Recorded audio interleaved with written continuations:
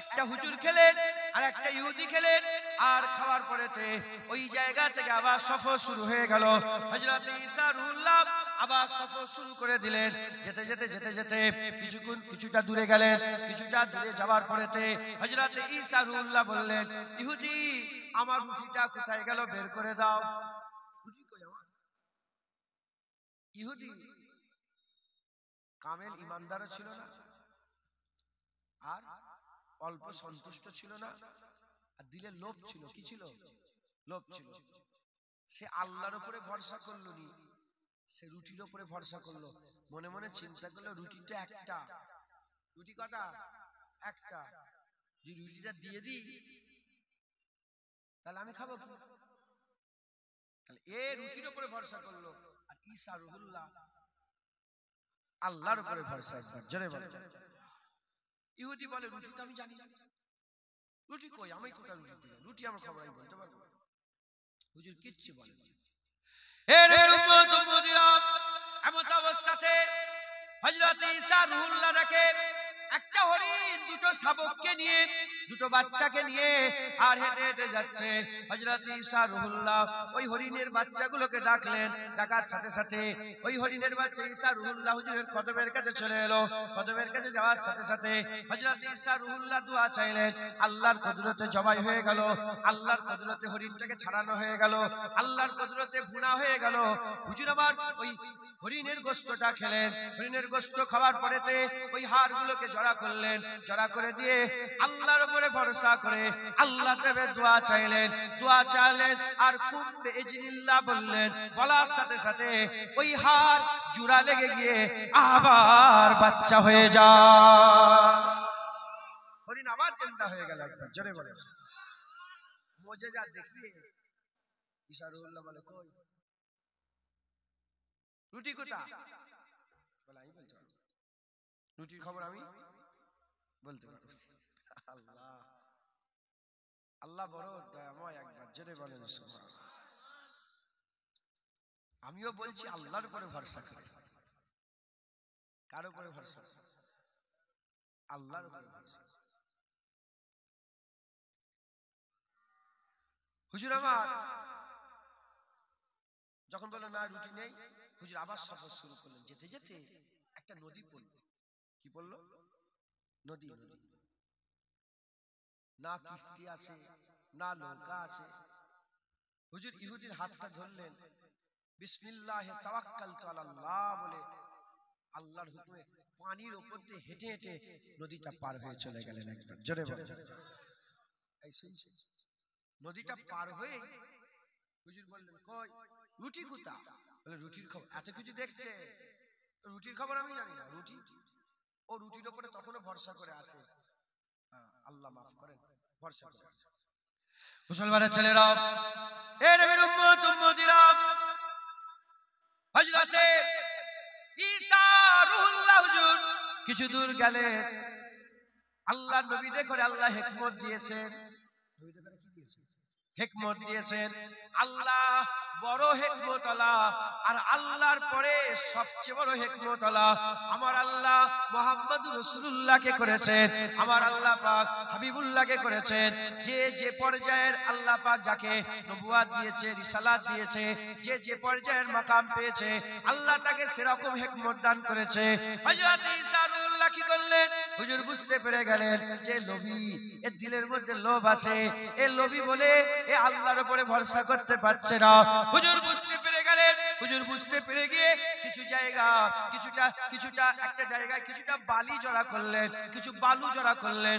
বালু জড়া করে আল্লাহ পাকের দরবারে দোয়া চাইলেন। দোয়া চাওয়ার সাথে সাথে আল্লাহর কুদরতে ওই বালুটাকে আমার আল্লাহ সোনায় পরিণত করে দিলেন।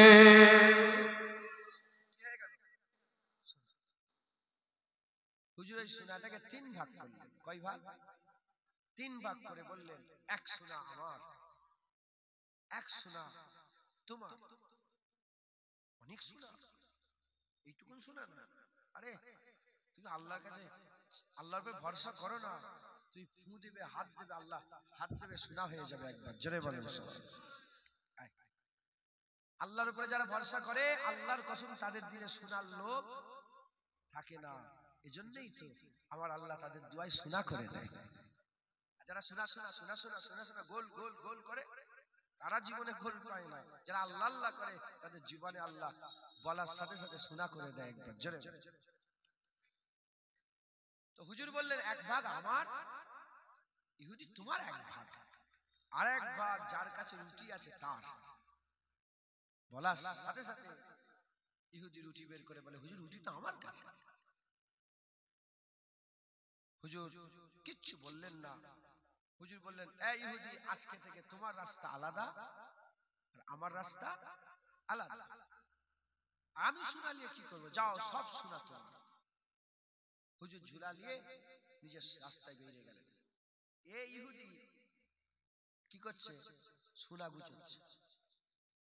যখনই সোনা গুছোচ্ছে, সোনা গুছাবার সঙ্গে সঙ্গে ওইখানে এক দস্যুর দল, ডাকাতের দল এসে হাজির।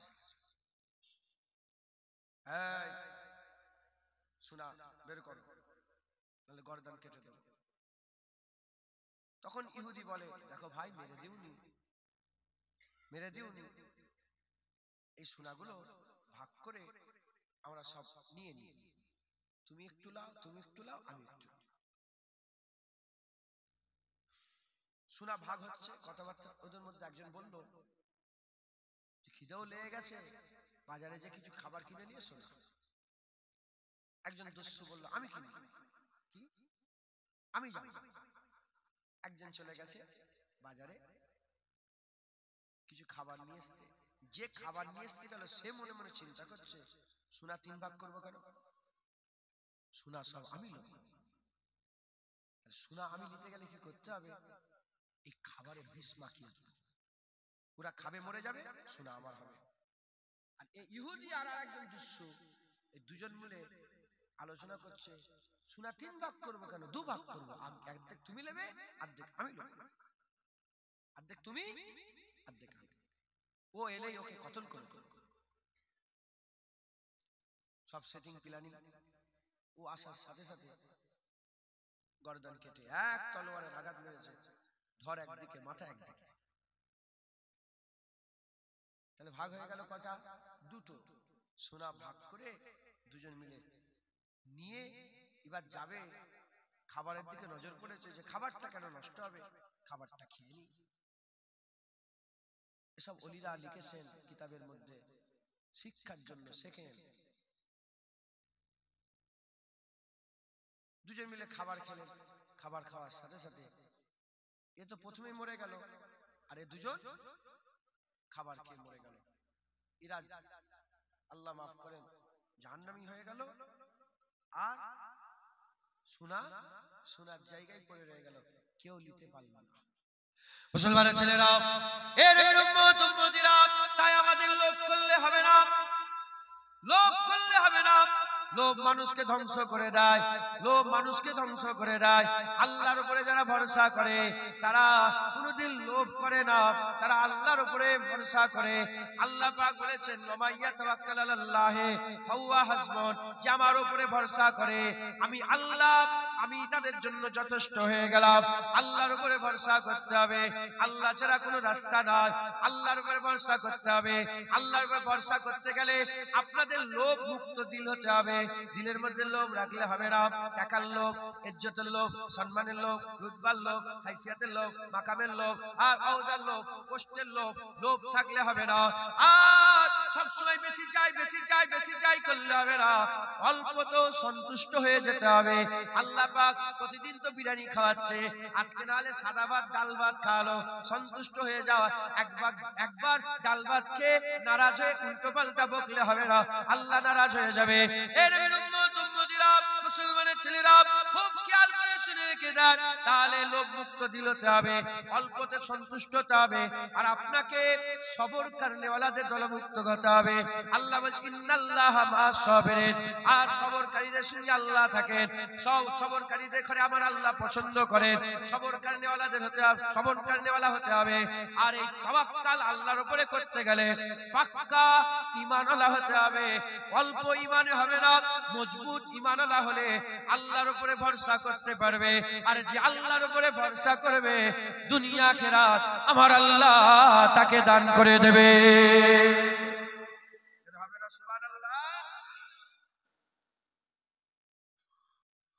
কিতাবওয়ালা লিখছেন আল্লাহর উপরে ভরসা করার মহিমা, এর বদলা, এর সাজা, এর সওয়াব, এর উপকার অনেক। এর উপকার এক নম্বর হচ্ছে, প্রথম উপকার হচ্ছে যারা আল্লাহর উপরে ভরসা করে তাদের দায়িত্ব আল্লাহ নিয়ে নেন। কে নিয়ে নেয়? অনেকে আছে না অ্যাডপ্ট করে, অ্যাডপ্ট জানেন আপনারা, বাচ্চা ছেলে নিয়ে নেয় না, পোষ্য পুত্র বলে। হ্যাঁ, নওয়াজুবিল্লাহ, উদাহরণ তো মেলে না, বুঝাবার জন্য। যারা আল্লাহর উপরে ভরসা করে তাদের দায়িত্বটা কে নিয়ে নেয়? আল্লাহ। যদি ধরেন একজন খুব বড় লোক, কোটি কোটি টাকার মালিক, সে যদি আপনার দায়িত্ব নিয়ে নেয় সমস্ত কিছু, আপনার টেনশন ফ্রি হবে না? ফ্রি হবে না বলেন? হয়তো আমি উদাহরণ দিচ্ছি, এটা মিলান না, উদাহরণ দিচ্ছি, মুআবরা। যেমন দুনিয়ার কোন কোটিপতি লোক কাউকে একজনকে দায়িত্ব নিয়ে নিলে তার যেমন টেনশন মুক্ত হয়ে যায়, ওকে অমুক লোক দায়িত্ব নিয়ে নিয়েছে, কত এজাজের কথা। আল্লাহর উপরে যারা ভরসা করে আল্লাহ নিজে তার দায়িত্ব নিয়ে নেয়। একবার জোরে বলেন। তার খাওয়া, তার পড়া, তার উঠা, তার বসা, তার শোয়া, তার ঘর, তার বাড়ি, তার ঈমান, তার আমল, তার দুনিয়া, তার আখিরাত, তার জান্নাত, তার দিদার, সবের আল্লাহ দায়িত্ব নিয়ে নেন। একবার জোরে বলেন। হযরতে ইবনে আব্বাস হতে বর্ণিত, নবী করিম সাল্লাল্লাহু আলাইহি ওয়াসাল্লাম বলছেন, যে ব্যক্তি নিজ পৃথিবীর সবচেয়ে শক্তিশালী ও সমর্থবান হইতে পছন্দ করে, যে ব্যক্তি পৃথিবীর সবচেয়ে শক্তিশালী আর সবচেয়ে সমর্থবান হতে পছন্দ করে তার উচিত আল্লাহর উপরে ভরসা করা। একবার জোরে বলেন সুবহানাল্লাহ। হুজুর পাক সাল্লাল্লাহু আলাইহি ওয়াসাল্লাম বলেছেন, ইবনে আব্বাস থেকে বর্ণিত, তার উচিত কার উপরে ভরসা করা? আল্লাহর উপরে ভরসা করা, আল্লাহর উপরে তাওয়াক্কুল করা। যে ব্যক্তি সবচেয়ে বেশি সম্মানীয় হতে পছন্দ করে তার উচিত আল্লাহকে ভয় করা। এই শুনছেন আপনারা? আল্লাহকে ভয় করা। আর যে ব্যক্তি সবচেয়ে ধনবান হতে ভালোবাসে তার উচিত নিজের অধিকারে যা আছে উহার তুলনায় আল্লাহর নিকটে যা আছে এটাকে বেশি পছন্দ করা। একবার জোরে বলেন। আমার কাছে গাড়ি আছে, আমার কাছে বাড়ি আছে, আমার কাছে বিবি আছে, আমার কাছে বাপ আছে, আমার কাছে মা আছে, এগুলোর থেকে বেশি গুরুত্ব আখিরাতে আল্লাহর দরবারে যা আছে সেগুলোকে দেওয়া। একবার জোরে বলেন সুবহানাল্লাহ। হ্যাঁ, অধিকতর কার্যকারী ও উপকার বলিয়া বিশ্বাস রাখে তাদের করে আমার আল্লাহ পাক বড় নিয়ামত দান করেন। একবার জোরে বলেন সুবহানাল্লাহ। হযরত সালেম রাদিয়াল্লাহু তাআলা আনহু হতে বর্ণিত, হুজুর পাক সাল্লাল্লাহু আলাইহি ওয়াসাল্লাম বলেছেন, ঈসা আলাইহিস সালাম বলতেন, হযরত সালেম রাদিয়াল্লাহু তাআলা বর্ণিত, হুজুর পাক সাল্লাল্লাহু আলাইহি ওয়াসাল্লাম বলছেন যে ঈসা আলাইহিস সালাম বলতেন, আগামী কালের জন্য তোমরা খাবার জোগাড় করো না। আগামী কালের জন্য তোমরা খাবার জোগাড় করে রেখে দিও। কোন পাখিকে দেখেছেন সে কালকের জন্য খাবার বাঁচিয়ে রাখছে? কোন জন্তু জানোয়ার দেখেছেন কালকের জন্য খাবার বেঁধে রেখে দিচ্ছে? গরুকে দেখেছেন যে ও লুকিয়ে কিছু নিয়ে এসেছে কালকে খাবে বলে? না। যে আল্লাহর উপরে ভরসা করে তার দায়িত্ব আল্লাহ নিয়ে নেয়। একবার জোরে মুসলমানের ছেলেরা, এ নবীর উম্মত উম্মতিরা, হযরতে ঈসা রুহুল্লাহ হুজুর আমার বর্ণনা করতেন, হুজুর আমার বলতেন, এ খবরদার খবরদার, তোমরা কালকের জন্য খাবার বাঁচিয়ে রেখো নে, তোমরা কালকের জন্য খাবার বাঁচিয়ে রেখো নে। আর পাখিকে তোমরা কি কোনোদিন দেখেছো? পাখিকে কোনোদিন তোমরা কি কোনোদিন দেখেছো যে সে কি খাবার বাঁচিয়ে রাখতে? না না না, সে আল্লাহর উপরে ভরসা করে, প্রতিদিন আল্লাহ তাকে খাবার খাওয়ায়। কোন পাখিকে শুকিয়ে আল্লাহ রাখে নে, খাবার আল্লাহ পাক তাকে খাবার খাইয়ে দেয়। এর উম্মত উম্মতিরা, মুসলমানের উপরে, মুসলমান আল্লাহর উপরে ভরসা করে, আল্লাহর উপরে যারা ভরসা করে, জন্তু জানোয়ার আল্লাহর উপরে ভরসা করে। আপনাদের ঘরে যে মাকড়সাগুলো আছে, আপনাদের ঘরে দিওয়ালে আপনারা লক্ষ্য করে দেখবেন যে মাকড়সাগুলো জাল বুনে রেখে দিয়েছে। ওই মাকড়সাগুলো শিকার করতে যায় না, এ মাথা থেকে সে মাথা ছুটে ছুটে শিকার করতে যায় না। মাকড়সা জাল খাটিয়ে দিয়ে আল্লাহর উপরে ভরসা করে বসে থাকে। আমার আল্লাহ তাদের ঘরে ভুলে যান না, আমার আল্লাহ পাক ওই মাকড়সার জালে নিয়মিত খাবার পৌঁছে দেয়। হবে না সুবহানাল্লাহ? দেখেন রে মাকড়সাকে, দেখেন জাল খাটিয়ে বসে আছে, ঠিক দেখবেন একটা পোকা গিয়ে লড়ছে। ও পোকা ওখানে কে পাঠালো জেনে বলেন? এই মানুষরা নিজেদের খাবার জড়া করে রাখে, ট্যাঙ্কি ভর্তি করে রাখে, বিস্কুটের কোটো ভর্তি করে রাখে, আমরাও রাখি। কিন্তু কোন জন্তু জানোয়ার এই ট্যাঙ্কি ভর্তি করে নেই, তাদের কাছে কোনো লকার নেই, তাদের কাছে কোনো ট্যাঙ্ক নাই। এর উম্মতিরা তারা আল্লাহর উপরে ভরসা করে, আল্লাহর উপরে ভরসা করে, আল্লাহর উপরে ভরসা করার জন্য আমার আল্লাহ তাদের জন্য যথেষ্ট হয়ে যায়। আপনি চিন্তা করে দেখতে পারেন, আপনি তো আপনার খেয়ালে থাকেন, আপনি তো আপনার বেটা বেটির খেয়ালে থাকেন, আপনি তো আপনার বাপ মায়ের খেয়ালে থাকেন, আপনি নিজের পেটের খেয়ালে থাকেন। যদি সেরকম সুযোগ এসে যায়, আল্লাহ না করেন যদি সেরকম পরীক্ষা হয়ে যায়, আমরা বাপ মাও ছেড়ে দেবো, ছেলে পুলেও ছেড়ে দেবো, শুধু নিজের জন্যই খেয়াল করব, নিজের ছাড়া কিছুই জানবো না।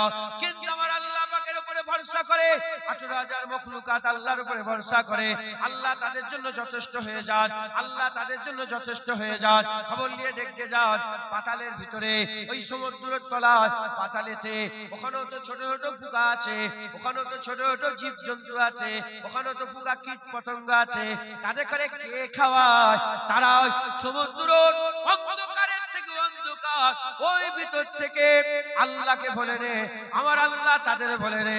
আমার আল্লাহ পাক কোরআন শরীফের মধ্যে বলছেন, কোরআন শরীফের মধ্যে বলছেন, ইউসাব্বিহু লাহু মা ফিস সামাওয়াতি ওয়া মা ফিল আরদ, আসমান জমিনে যা কিছু আছে সব আল্লাহ পাকের তাসবিহ পাঠ করে। তারা আল্লাহকে বলে রে, সবসময় আল্লাহর জিকিরে মগ্ন হয়ে থাকে, আল্লাহর তাসবিহে মগ্ন হয়ে থাকে।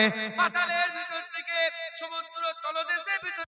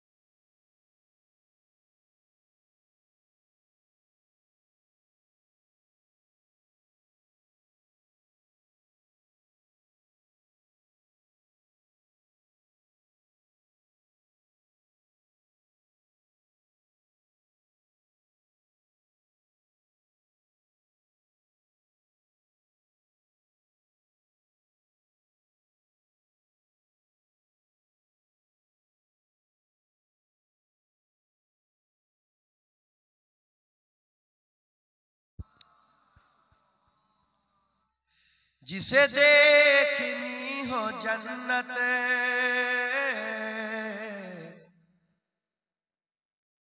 ओ नबी के दर से गुजरे। रेखे देखे बोलें जोरे जोरे जोरे। जिसे देखनी हो जन्नत वो नबी के दर से गुजरे। जिसे देखनी हो जन्नत वो नबी के दर से गुजरे। ओ जिधर जिधर से गुजरे ये उधर उधर से गुजरे। ओ जिधर जिधर से गुजरे ये उधर उधर से गुजरे। जिसे देखनी हो जलवे करमे सहे उमम के। जिसे देखनी हो जलवे करमे सहे उमम के। ओ न तैयबा की, किसी रहा गुजर से गुजरे। ओ मदीना तैयबा की, किसी रहा गुजर से गुजरे। मैं यकीन से कहूंगा, हुई दीद मुझको उनकी। मैं यकीन से कहूंगा, हुई दीद मुझको उनकी। कभी उनका सब्ज गुंबद जो मेरी नजर से गुजरे। कभी उनका सब्ज गुंबद जो मेरी नजर से गुजरे। फकत उनका ही वसीला जो हमेशा काम आए। फकत उनका ही वसीला जो हमेशा काम आए। बड़े इनकलाब आए वो तमाम सर से गुजरे। बड़े इनकलाब आए वो तमाम सर से गुजरे। मैं मरूं तो मेरे लब पर हो रियाज जिक्र उनका। मैं मरूं तो मेरे लब पर हो रियाज जिक्र उनका। यही एक दुआ है या रब जो दरे असर से गुजरे। यही एक दुआ है या रब जो दरे असर से गुजरे। जिसे देखनी हो जन्नत वो नबी के दर से गुजरे। वो जिधर जिधर से गुजरे ये उधर उधर से गुजरे। अल्लाहुम्मा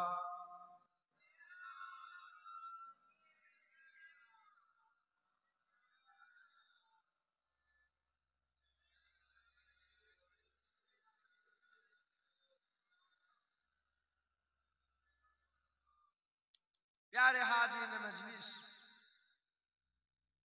আল্লাহ পাক নিয়ে এসে হাজির করিয়েছেন। দু এক কথা আল্লাহ পাক বলাচ্ছেন, বলছি আমল করবেন, বলেন ইনশাআল্লাহ। ইনশাআল্লাহ। আর অনেক ঘন ঘন আশা হয়ে যাচ্ছে, বুঝতে পারছেন? ঘন ঘন আশা হয়ে যাচ্ছে। যাক, নানি বাড়ি মাঝে মাঝে গেলে মহব্বত বেশি থাকে। প্রতিদিন নানি বাড়ি গেলে বলে ওই বসতে দে, বলে নানি জুনায়েদ এসছে। কি করবো জুনায়েদ এসছে?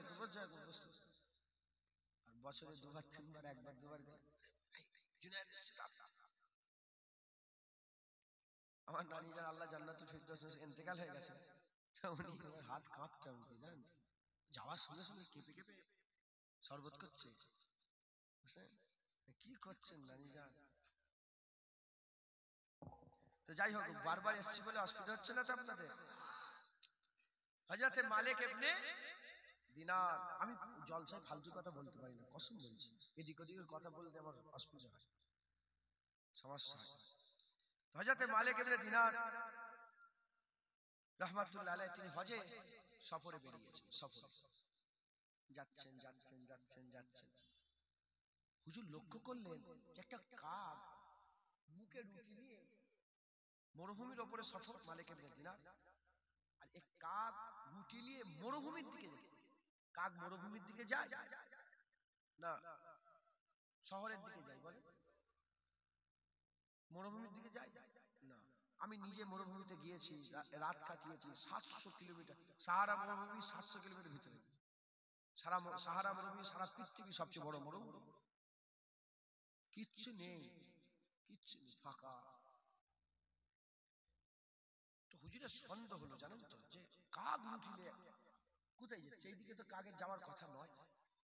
দিলের মধ্যে সন্দেহ পয়দা হয়। যখনই সন্দেহ পয়দা হয়েছে, হযরতে মালিক ইবনে দিনার কাকের পেছনে ঘোড়া ছুটাচ্ছে, কাকের পেছনে ঘোড়া ছুটাচ্ছে।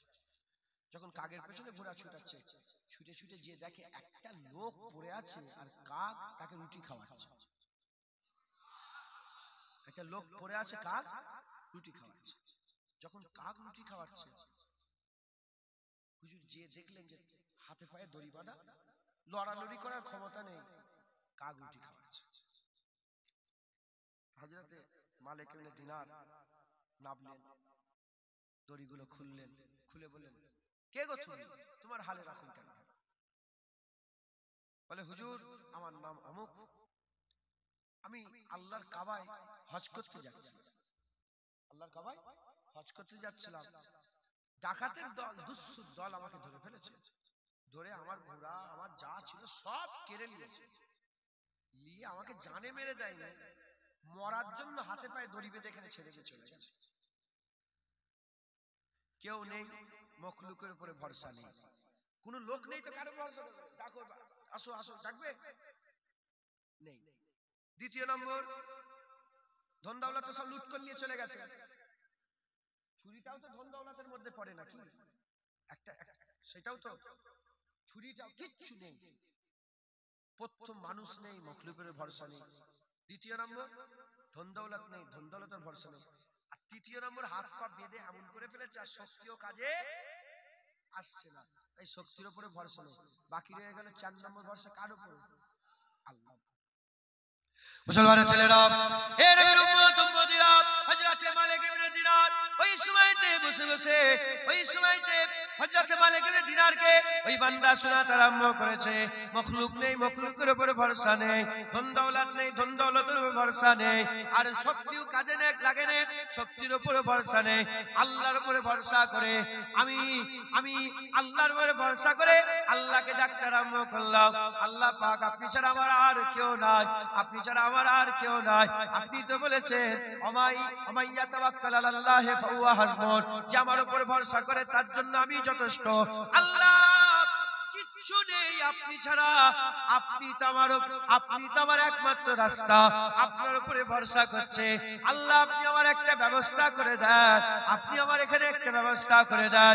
ওই সময়তে হযরতে মালিক ইবনে দিনারকে ওই মুসাফির ব্যক্তি বলতে আরম্ভ করে দিয়েছে, আমি আল্লাহর কাছে দোয়া চাইলাম, আজ কম বেশি 3 দিন হয়ে গেল, এই একটা কাককে আল্লাহ মুকাররার করে দিয়েছে, এই রুটি এসে খাওয়ায় আর পানি নিয়ে এসে খাইয়ে দেয়।